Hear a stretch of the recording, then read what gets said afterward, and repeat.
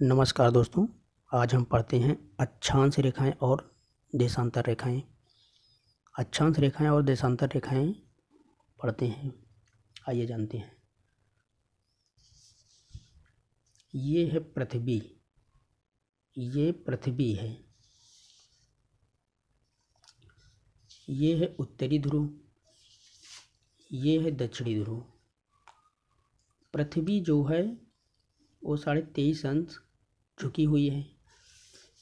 अब ये है विषुवत रेखा। विषुवत रेखा पृथ्वी को दो भागों में बांटती है, बराबर दो भागों में बांटती है। विषुवत रेखा से इधर पृथ्वी बराबर है और इधर भी बराबर है। विषुवत रेखा से 23.5 अंश ऊपर उत्तरी में कर्क रेखा है और विषुवत रेखा से 23.5 अंश दक्षिणी में मकर रेखा है। ये वृत्त अक्षांश रेखाएं कहलाती हैं।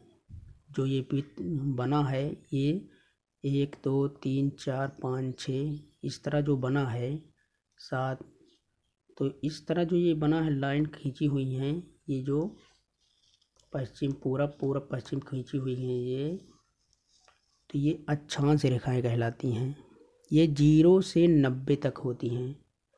अभी ये 0 है, ये 0, ये 10 20 30 40 50 60 70 80 90, ये 0 से 90 तक होती हैं। अक्षांश रेखाएं 0 से 90 तक उत्तर में होती हैं। विषुवत रेखा से उत्तर में 0 से 90 होती हैं और विषुवत रेखा से दक्षिण में 90 होती हैं। 90 अक्षांश रेखाएं होती हैं। तो और ये अक्षांश रेखाएं टोटल कितनी होती हैं? तो अक्षांश रेखाएं टोटल 179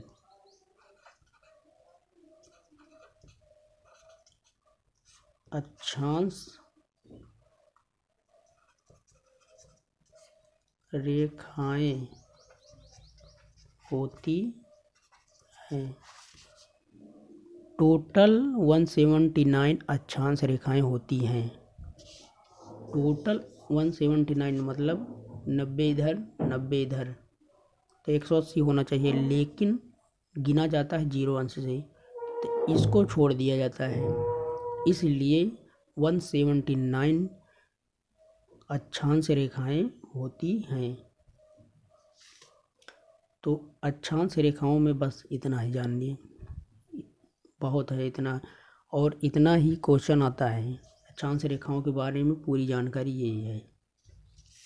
और ये जो गई हुई है लाइन 23.5 अंश से, ये यहाँ पर ये मकर रेखा है। विषुवत रेखा से 23.5। अब देखिए, ये 0, ये 10, ये 10 अंश है और ये 20 अंश है, और ये थोड़ा सा आगे है इसलिए 23 अंश, थोड़ा सा और आगे 23.5 अंश पर ये है। और एक अंश अक्षांश दूरी, जो एक अंश की अक्षांश दूरी है वो होती है 111 किलोमीटर। एक अंश मतलब कि 0 अंश, 0 अंश, 0 से 1, फिर 2, फिर 3, फिर 4, फिर 5, फिर 6, फिर 7, फिर 8, फिर 9, फिर 10, मतलब 0 से 10 तक में। अब गुणा करना कर लीजिए कि इसमें 10 से अगर गुणा कर देंगे तब निकल आएगा कि 0 से 10 तक में कितना किलोमीटर का चलना पड़ेगा। तो ये क्वेश्चन ऐसे नहीं आता है कि इसके विषय में पूछे, लेकिन इतना जानकारी जरूर रखिए कि एक अक्षांश दूरी कितने किलोमीटर में है। तो एक अक्षांश की दूरी जो है 111 किलोमीटर है। एक अक्षांश की दूरी जो है 111 किलोमीटर है। और कितने अक्षांश रेखाएं होती हैं? 179, 79, 179 अक्षांश रेखाएं होती हैं टोटल। विषुवत रेखा से दक्षिण में 90 अक्षांश रेखाएं होती हैं। विषुवत रेखा से उत्तरी ध्रुव में ये भी 90 ही होती हैं। तो ये हो गया अक्षांश रेखाओं के विषय में दोस्तों। अब देशांतर रेखा के विषय में थोड़ा सा हम जान लेते हैं। देशांतर रेखा के विषय में जान लेते हैं।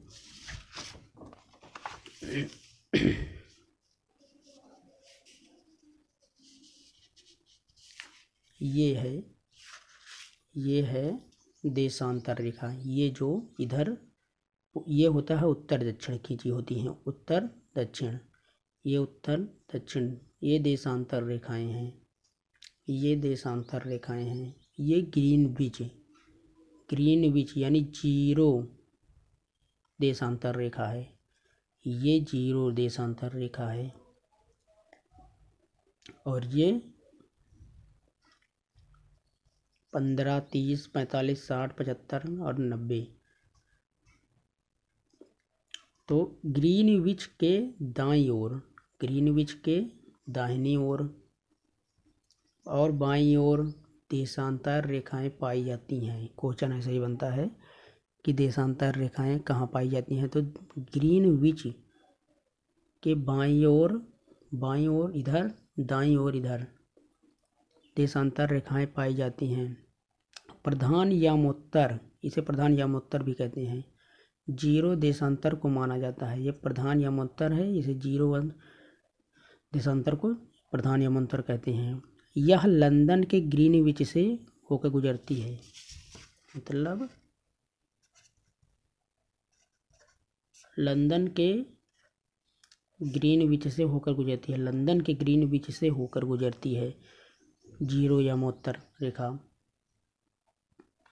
जीरो के दोनों ओर 180 तक देशांतर रेखाएं होती हैं। मतलब जीरो के दोनों ओर। अब जैसे ये जीरो देशांतर रेखा है, जीरो के इधर 180, ये 90 ही नहीं होता, 90 से भी लिखा जाता है, इतना सिर्फ समझने के लिए।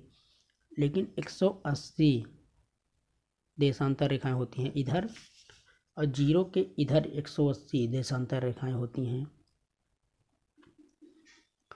कुल मिलाकर 360 देशांतर रेखाएं होती हैं। कितना? 360 देशांतर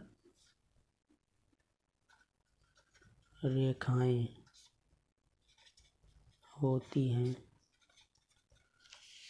कुल मिलाकर 360 देशांतर रेखाएं होती हैं, जहां केवल जीरो अक्षांश रेखा पृथ्वी को 2 बराबर भागों में बांट देती है। अब जैसे ये जीरो अक्षांश रेखा है, तो इधर का भाग बराबर है पृथ्वी का, 180 देशांतर है रेखाएं पाई जाती हैं, और इधर भी बराबर है, पृथ्वी को 2 भागों में बांट देती है जीरो अक्षांश रेखा। और एक देशांतर जो अक्षांश रेखा है, अक्षांश रेखा में हम लोगों ने देखा था कि इधर से खींची गई थी, ये अक्षांश रेखा था, जैसे यहाँ पर है, ये है। और ये जो है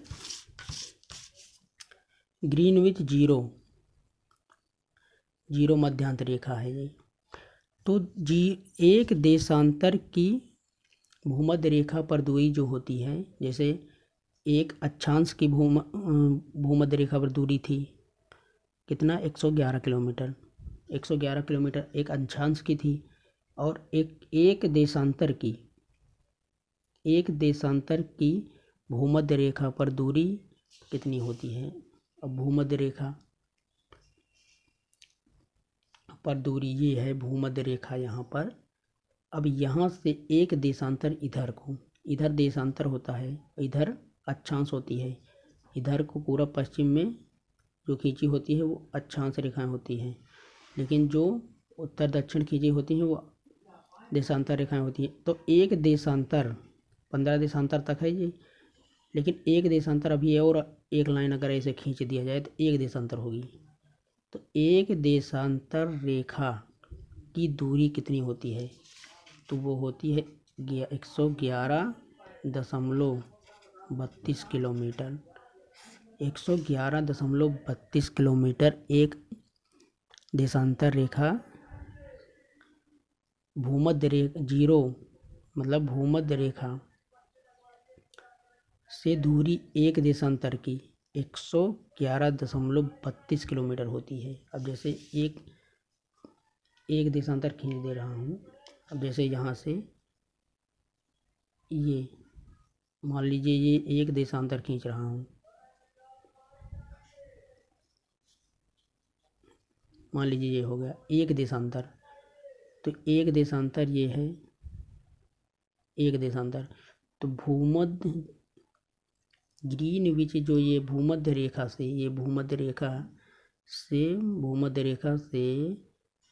एक देशांतर की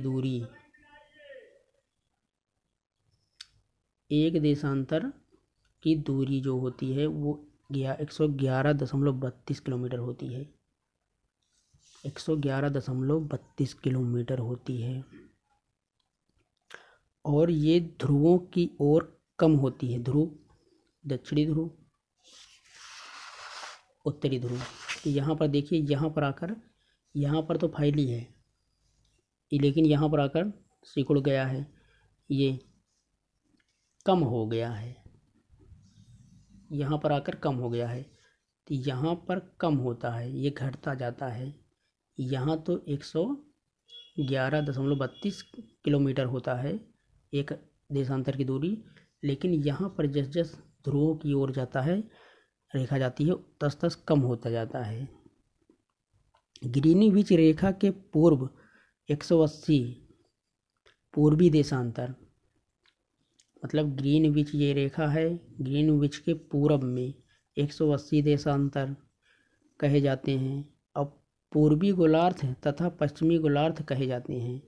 अब ये इनको जो कहते हैं, जैसे ये यहाँ से यहाँ तक दक्षिणी ध्रुव, ये उत्तरी ध्रुव, ये पूर्वी गोलार्ध, ये पश्चिमी गोलार्ध कहे जाते हैं। गोलाकार होने के कारण पृथ्वी 24 घंटे में 360 घूमती है। अब गोलाकार पृथ्वी है, मतलब गोलाकार पृथ्वी है, तो ये पृथ्वी जो है 360 घूमती है। अब कैसे देखें?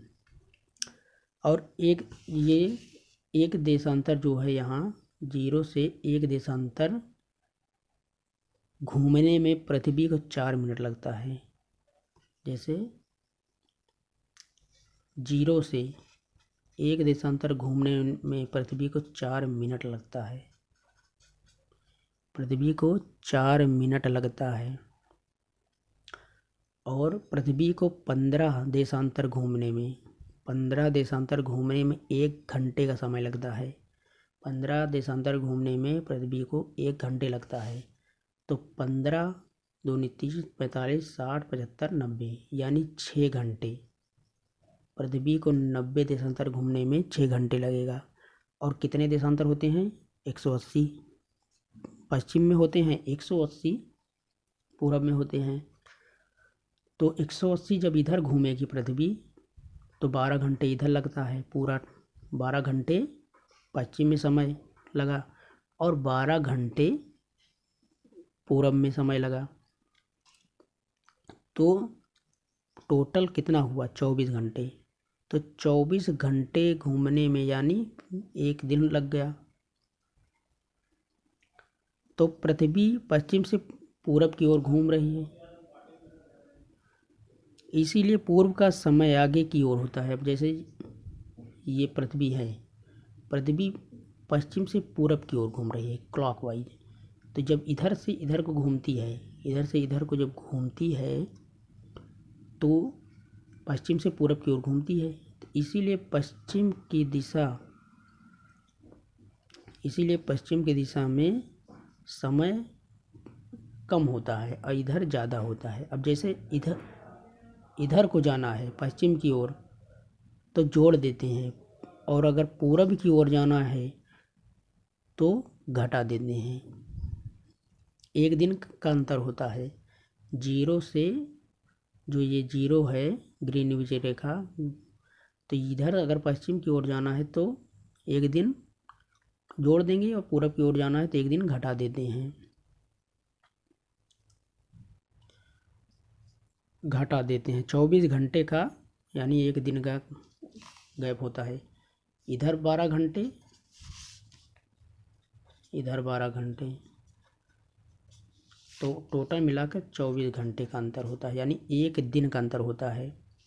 ग्रीनविच रेखा के पश्चिम की ओर जाएंगे तो समय जोड़ते हैं और इधर जाएंगे तो बढ़ा देंगे। जब ग्रीनविच का वीडियो पढ़ाएंगे, ग्रीनविच अंतर्राष्ट्रीय तिथि रेखा को पढ़ाएंगे तो उसमें बताएंगे। तो ये हो गई देशांतर रेखाएं। तो दोस्तों अगर समझ में आ रहा है तो मेरे चैनल सब्सक्राइब करिए और लाइक करिए। इससे ज़्यादा क्वेश्चन पूछा नहीं जाता। जितने भी क्वेश्चन थे हम 3-4 किताब से इकट्ठा करके तब इसको बढ़िया समझ कर तो समझाए हैं। धन्यवाद।